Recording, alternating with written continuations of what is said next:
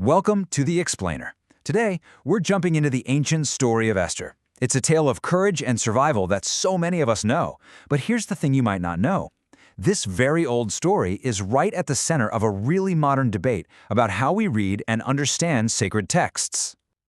All right, so let's get right into it. How on earth does a biblical story about Queen Esther saving her people from total destruction become a source of tension today? I mean, it sounds kind of crazy, right? Well, the heart of the issue is this. There's a real concern from some in the Jewish community that the way certain Christian groups are using the story kind of misses the point, that it's being reinterpreted to back up modern agendas that feel, well, totally disconnected from the story's original world. So yeah, to really wrap our heads around this, we've got to dig into the controversy itself first. And the thing is, this isn't really about people having bad intentions. It's more about how different communities with totally different histories and perspectives can look at the exact same words and walk away with wildly different conclusions. We all kind of have a tendency to read our own world into these ancient texts. And this is where things get really interesting, because when you break it down, you start to see these two totally different ways of reading the story of Esther. I mean, that's the big question, right? How is that even possible? And the answer, really, comes down to what each group chooses to focus on, what they see as the core message of the entire book. Okay, check this out. When you put them side by side, it's pretty stark. So, in a modern Jewish reading, the story is taken seriously, for sure, but maybe not as literal word-for-word history. God's name is famously never even mentioned, which kind of leads to a message of human responsibility. Look, you're on your own, so you better step up. But then, on the other side, a common Christian reading often sees it as straight-up historical record where God is the puppet master working behind the scenes. The message there becomes one of faith. God is with us, so trust Him and get to work. So when you see two completely different takeaways like that, it's totally natural to ask, okay, so who's right here? But maybe that's not the most helpful question. What if we shifted our perspective a bit? Instead of getting trapped in a right versus wrong debate, what if we asked what this book means for both communities that see it as sacred?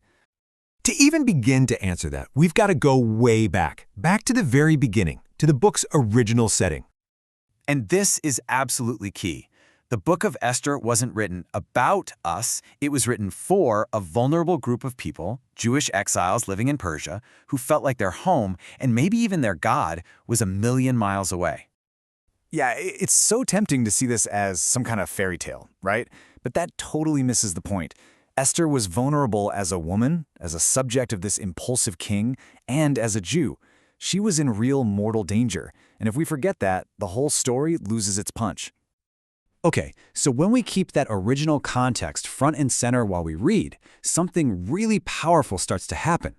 A unified message emerges, one that actually speaks to everybody. And the key, the thing that helps bridge this whole gap, it all comes down to one really intense conversation between Mordecai and Esther. First up, you have Mordecai hitting Esther with his absolute bombshell of a line. This is a huge call to action, to human responsibility.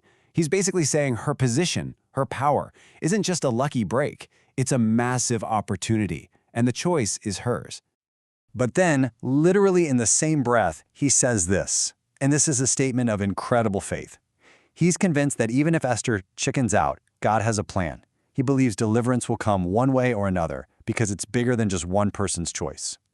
And boom, right there, that's the beautiful synthesis. It's not either or. It's not we're all alone versus God's got this so we do nothing. The story holds both ideas together.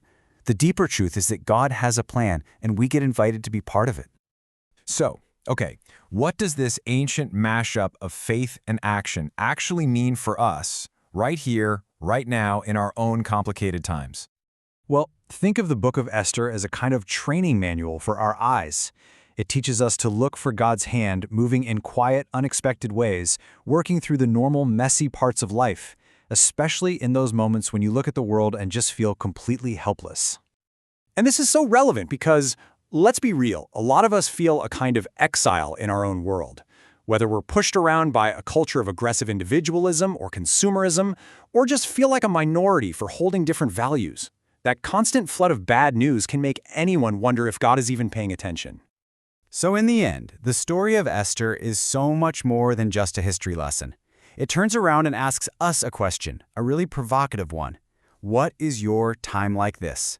Where, in your own life, are you being called to act with courage, all while trusting that you're a part of a much, much bigger story?